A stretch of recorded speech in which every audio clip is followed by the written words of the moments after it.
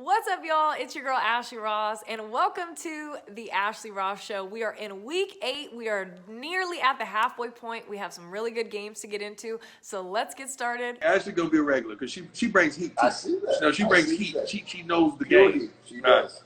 Patriots taking on the Bills. Now, both teams coming in my opinion, really needed this game, both for different reasons. The Patriots to just stay in the hunt and the Bills to kind of reestablish themselves. So it's the last drive, Cam and company, they're charging down the field. And I don't think any of us thought, oh, they're just going to get the field goal and tie it up. I mean, the way that they were moving the ball, you were like, no, they're going to score the touchdown, and this is going to be the moment where we're like, the Patriots season was saved, and just the opposite happens. Cam, he rolls out, he ends up losing the ball. It was a great play by the defender, but you have to protect the ball in that situation. And then it was just so sad to see Cam's post-game press conference. He said in his post-game, I'm still jeopardizing this team's success because of my lackluster performance protecting the football. And he just looks so defeated. And I understand, it looks bleak in New England right now, but I think the bigger issue is when you had a guy like Tom Brady could cover a lot of New England's blemishes, right? Because for years, they didn't really have receivers. You know, they had all these different things, but you had Tom Brady.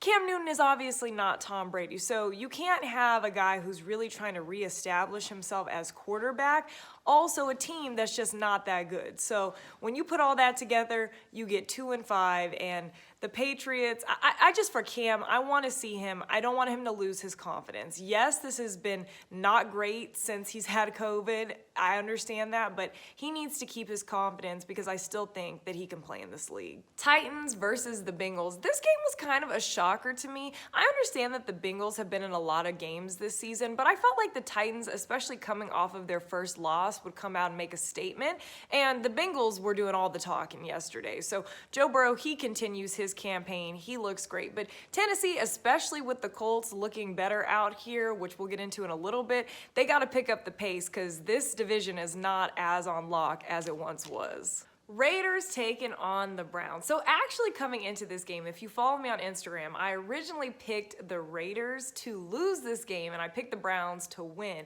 but something told me go with the Raiders. Take a chance. Now, I don't know which Raider team we're going to get week to week, but the Raiders, they did just enough to come out with the win. Josh Jacobs, he had a great day, 128 yards. Derek Carr, he's protecting the ball and protecting his job in the process.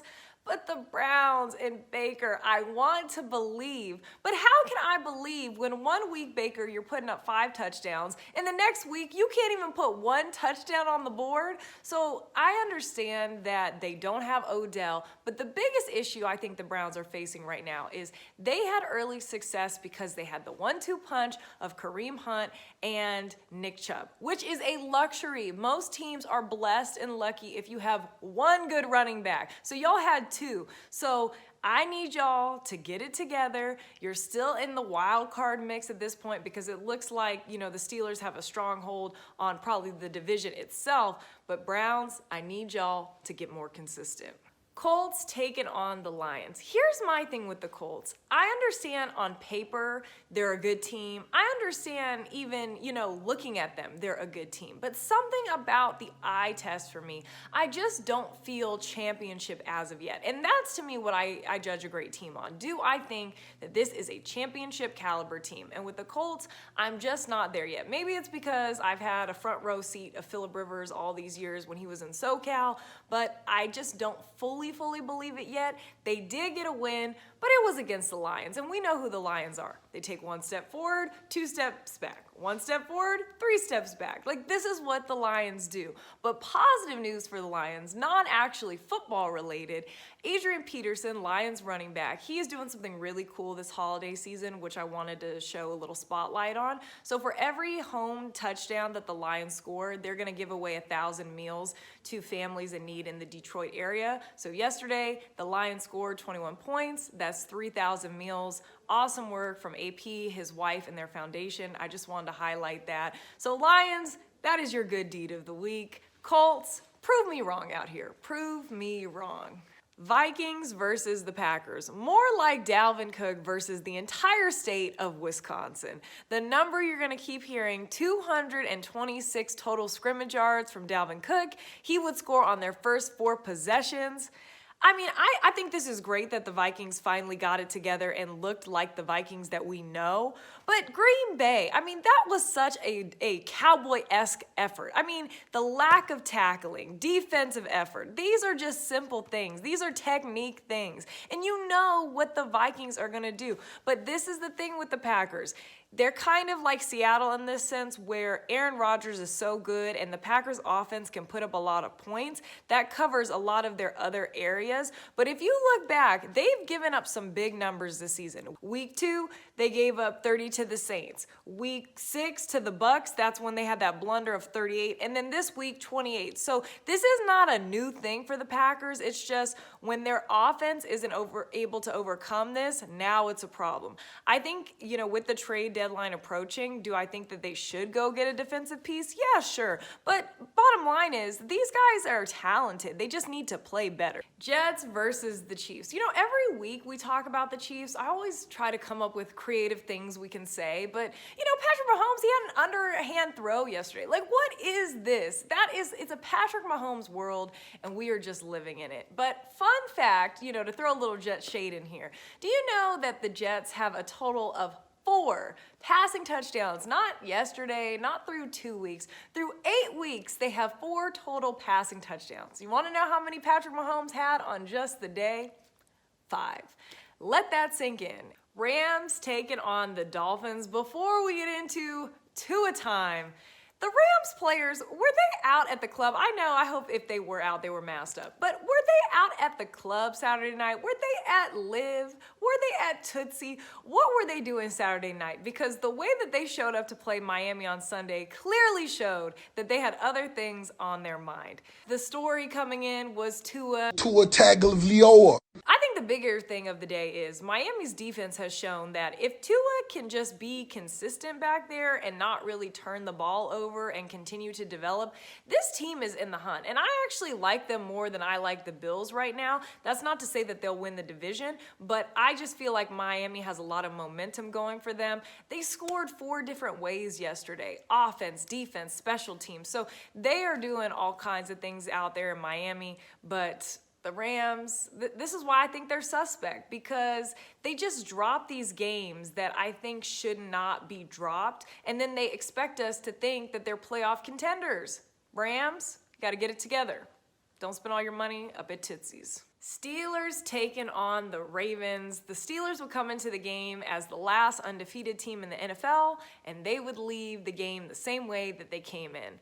Now, to the Ravens, Lamar, the 4 turnovers, it's just unacceptable. You can't have that. But the bigger issue is this question mark we keep having with the Ravens of, we know that they're electric against the sucky teams in the NFL, but what can they do against the teams that are higher caliber? How will they perform? And if they get behind, can they come back? And so far, they're 0 for 2 this season in those type of games. And then after the game, Hollywood Brown, he tweeted out, "What's the point of having soldiers if you're not going to use them? In parentheses, never, exclamation point, exclamation point."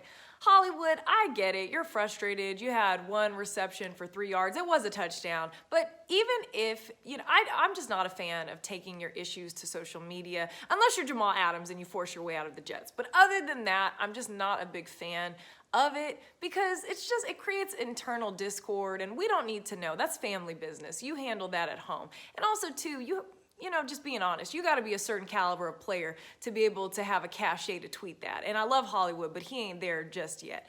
Ravens, they just have to be better in the big moments. That's really what it comes down to. I think that it's good that they get another opportunity to play the Steelers. I think that is a great time to show that they can actually get it done. And until they do that, we're going to continue to have these questions. But to the Steelers, they look all world. And I want to say, can we put some more respect on Mike Tomlin's name out here? I mean, he has been such a consistent coach in this league, never had a losing season, has gone through the A-B, Le'Veon, so many different situations. We need to really give Mike Tomlin more of his roses out here. This team, they look really good. I still think that Kansas City is the best team, but the Steelers, they look all world. The Chargers historically are good to lose a game that they should win. I mean, if there was 1,001 ways to lose, the Chargers have about 1,000 of those.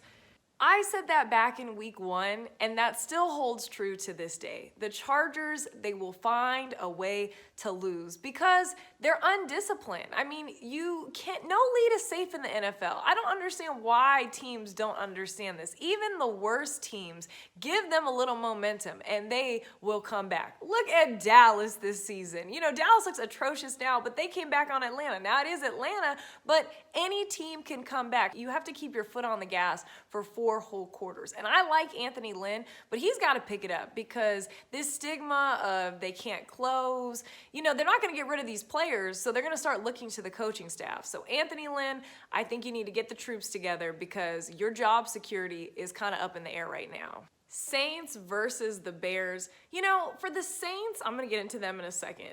The Bears with Foles, you know, it's so weird to me, but he's just, you know, usually the stigma for players is good in the regular season, bad come playoff time. Foles is the exact opposite. Like, bad in the regular season, good come playoff time. I do think that maybe they started him a little bit too early. He is really, truly that relief pitcher. You can't go back to Trubisky because Trubisky is not going to do too much better and he's not the answer. So you can't go back to Trubisky, so you kind of have to just ride the Foles train, hopefully to maybe a wild card spot.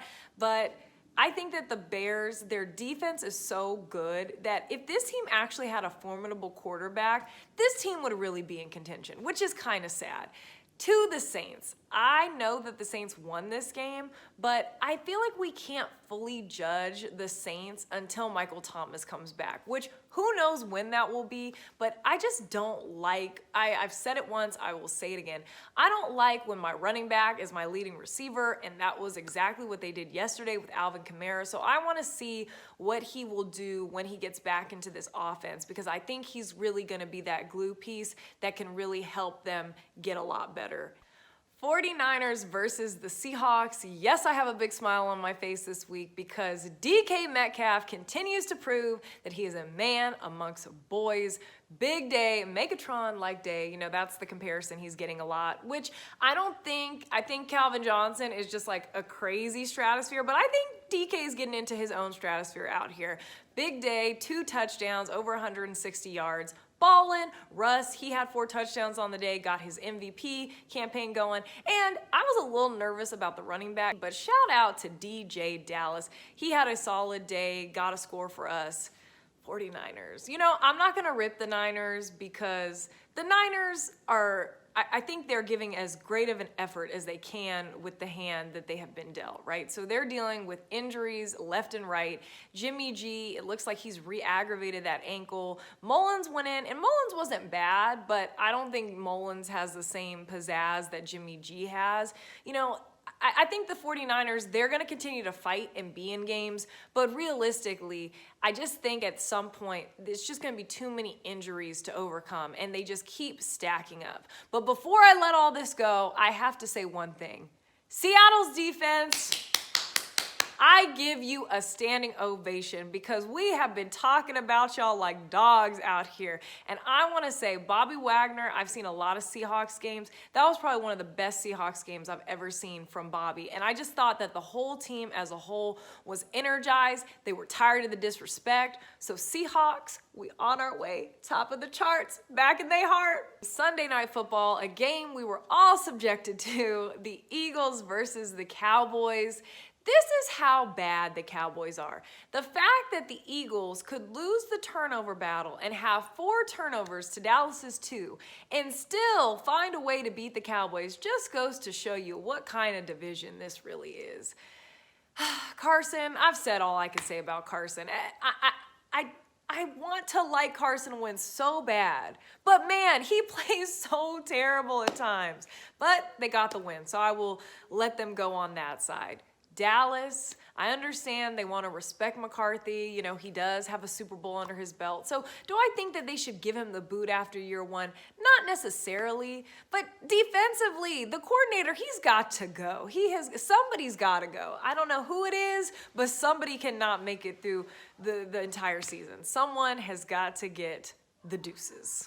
And that wraps up week 8 of the Ashley Ross Show. Thank you so much to everybody for tuning in. I hope you guys had a safe and fun Halloween. We are getting into turkey time. I can't wait. So you guys, thank you so much for watching. Please share, send it to your loved ones. Stay safe. Bye, y'all.